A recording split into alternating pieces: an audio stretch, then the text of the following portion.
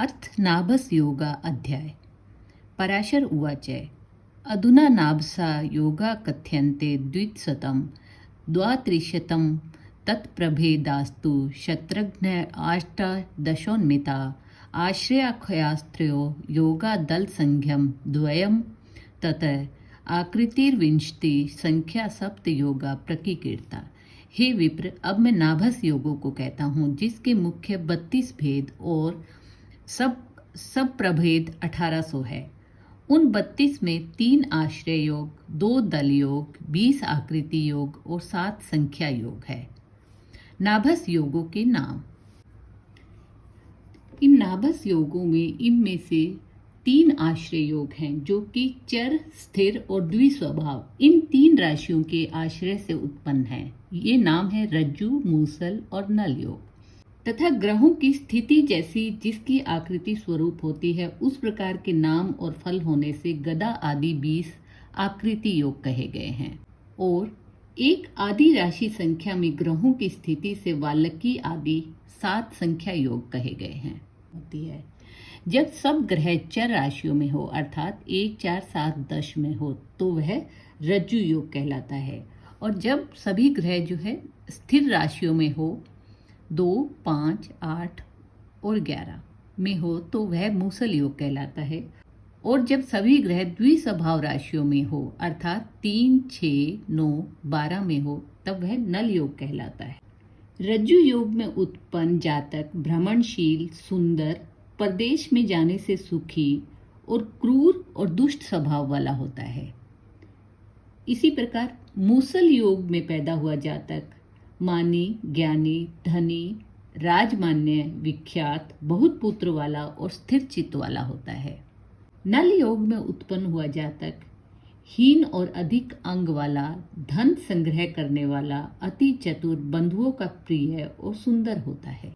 दल योग में माला योग में जब 3 शुभ ग्रह बुध, गुरु, शुक्र ये तीनों केंद्र में हो और अशुभ ग्रह केंद्र से बाहर हो, तो माला योग कहलाता है। और इसी का उल्टा हो, यदि अशुभ ग्रह जो कि पाप ग्रह हैं, ये केंद्र में हो, 3 केंद्रों में हो, और शुभ ग्रह केंद्र से बाहर हो, तो यह सर्प योग कहलाता है। माला योग में उत्पन्न हुआ जातक नित्य वाहन, वस्त्र, भोजनादि से सुखी, सुंदर और बहुत स्त्री वाला होता है। जबकि सर्प योग में उत्पन्न हुआ जातक कुटिल, क्रूर, निर्धन, दुखी, दीन और दूसरों से अन्न मांगकर खाने वाला होता है। संख्या योग वल्लकी, इसे वीणा नामक योग भी कहते हैं। जैसे 7 सुर होते हैं, वैसे ही 7 स्थानों पर 7 ग्रह होते हैं, तो यह वीणा योग कहलाता है। वीणा योग में उत्पन्न हुआ जातक गीत, नृत्य और विभिन्न संगीत यंत्र बजाने में रुचि लेने वाला होता है। वह सुखी, धनी, नेता और बहुत नौकर वाला होता है।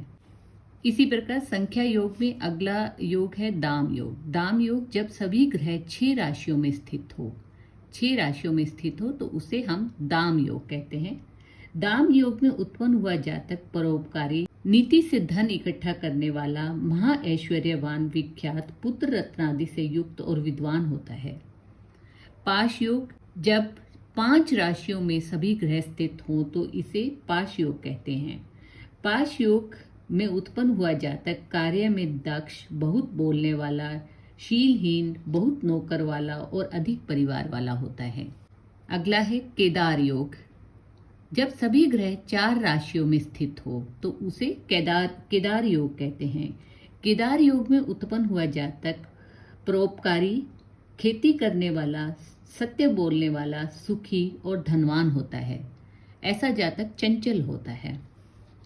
शूल योग जब सभी ग्रह 3 राशियों में स्थित हो, तो इसे शूल योग कहते हैं।